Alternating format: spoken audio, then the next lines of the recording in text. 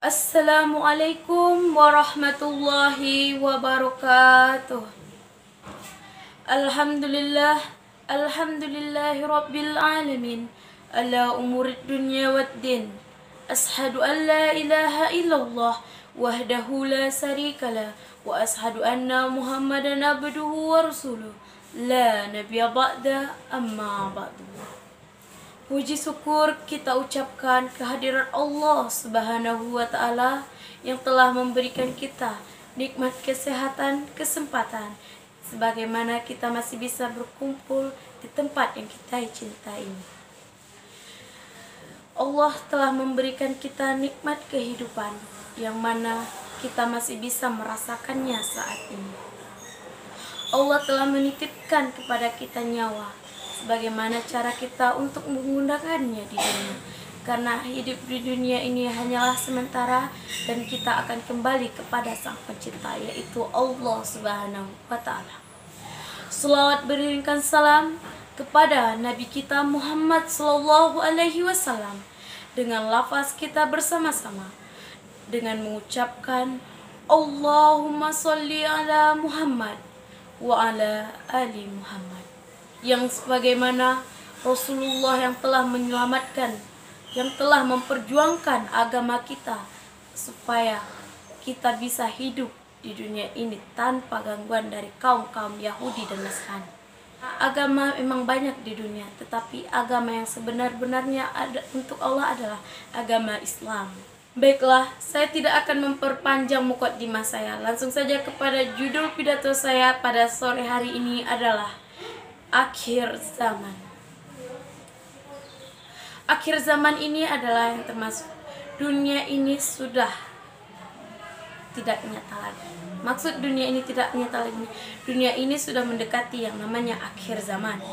Seperti mana dunia ini akan berakhir, tetapi kita tidak tahu kapan berakhirnya dunia. Dan kita akan mendekati kehidupan yang namanya akhirat, tetapi kita juga tidak tahu akhirat itu kapan tibanya. Yang dimaksud dengan akhir zaman, wahai saudara-saudariku, ibu bapak sekalian, akhir zaman ini sudah dekat, yang bagaimana semua orang akan memperlakukan hal-hal yang dilarang oleh Allah.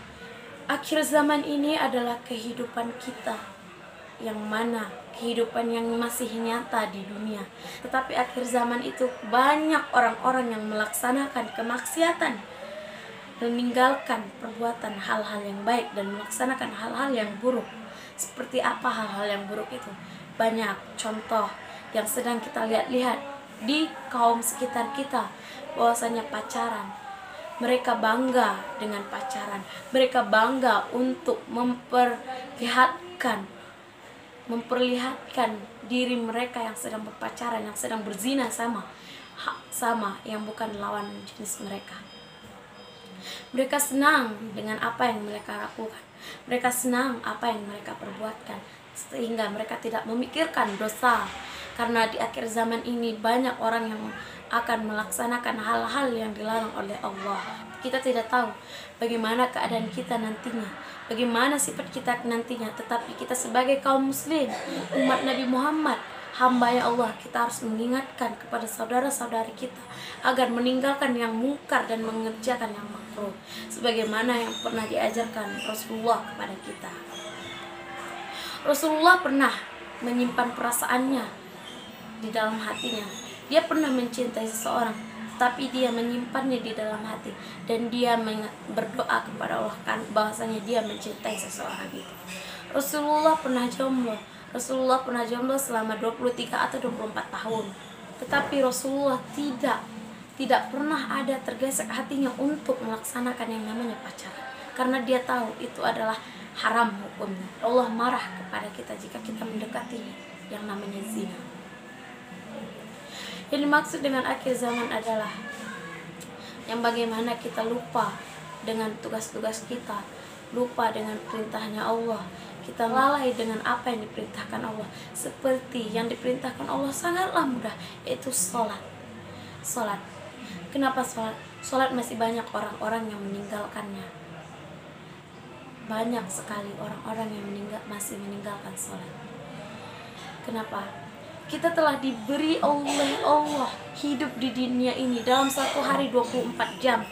Masa 10 menit, 15 menit, atau 5 menit saja waktu kita tidak bisa menyempatkan menyembah diri kepada Allah. Tiba nanti ada musibah, lari ke Allah. Tiba nanti menangis, lari ke Allah. Tiba nanti jika hatinya sedang gelisah, larinya ke Allah. Tetapi kenapa ketika kita senang kita tidak ingat Allah? Kita bahkan melalaikan yang diperintahkan Allah, melalaikan semua hal-hal yang disuruh dan diperintahkan oleh Allah kepada kita.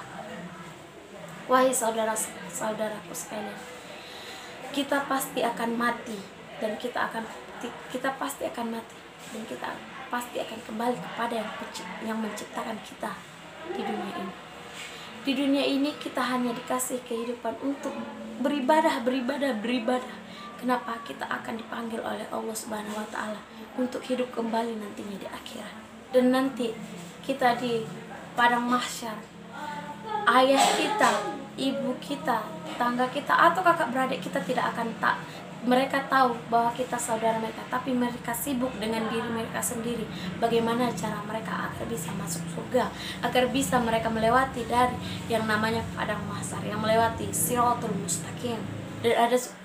Dan ada juga ayat suci Al-Quran mengatakan, surah Al-Hajj ayat 7 yang berbunyi, A'udzubillahi minasyaitonirrajim. Bismillahirrahmanirrahim. Wa anna as-sa'ata atiyatul la raiba fiha wa anna Allaha yab'asu min fil qubur. Yang artinya, dan sungguh hari kiamat itu pasti akan datang, tidak ada keraguan padanya, dan Allah akan membangkitkan siapapun yang ada di alam kubur.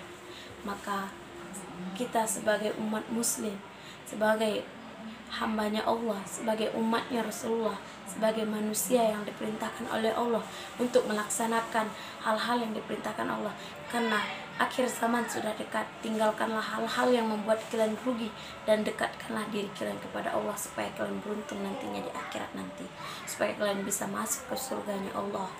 Mungkin cukup sekianlah yang dapat saya sampaikan. Apabila ada kesalahan dan kekurangan dalam perkataan saya mohon maaf, karena saya hanyalah manusia biasa yang tidak luput dari dosa dan tidak luput dari kesalahan. Mungkin cukup sekian yang dapat saya sampaikan. Saya akhiri dan saya tutup dengan ucapan Nun wal qalami wa ma yasturun. Assalamualaikum warahmatullahi wabarakatuh.